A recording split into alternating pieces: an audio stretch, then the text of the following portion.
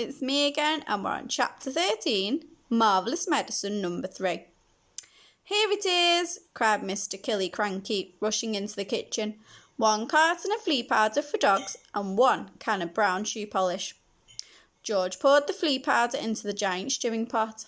Then he scooped the shoe polish out of its can and added that as well. Stir it up, George, shouted Mr. Cranky. Give it another boil. We've got it this time. I'll bet we've got it. After Marvellous Medicine number 3 had been boiled and stirred, George took a cupful of it out into the yard to try it on another chicken. Mr. Cranky ran after him, flapping his arms and hopping with excitement. Come and watch this one, he called out to Mrs. Cranky. Come and watch us turning an ordinary chicken into a lovely great big one that lays eggs as large as footballs. I hope you do better than the last time, said Mrs. Cranky, following them out. Come on, chickens, said George, holding out a spoonful of medicine number 3. Good chickens, chick, chick, chick, chick, chick. Have some of this lovely medicine. A magnificent black cockerel with a scarlet comb came stepping over. The cockerel looked at the spoon and went, peck! Cock-a-doodle-doo! Squawked the cockerel, shooting in the air and coming back down again. Watch him now, cried Mr. Cranky. Watch him grow. Any moment he's going to start getting bigger and bigger and bigger.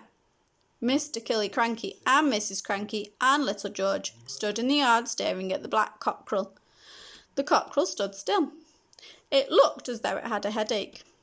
What's happening to its neck? Mrs. Cranky said. It's getting longer, George said. I'll say it's getting longer, Mrs. Cranky said. Mr. Cranky, for once, said nothing.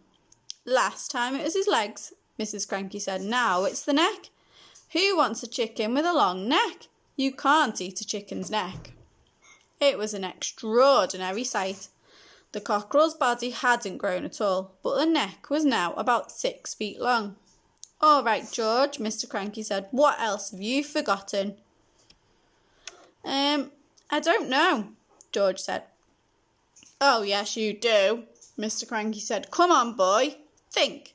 There's probably just one vital thing missing, and you've got to remember it. I put in some engine oil from the garage, George said. Did you have that on your list? Eureka! Cried Mr. Cranky. That's the answer. How much did you put in? 1/2 pint, said George. Mr. Cranky ran into the garage and found another 1/2 pint of oil and some antifreeze. George called after him. I sloshed in a bit of antifreeze. That's it for today. I hope you're all safe and well, and I hope it's not too long before we see each other. Bye for now.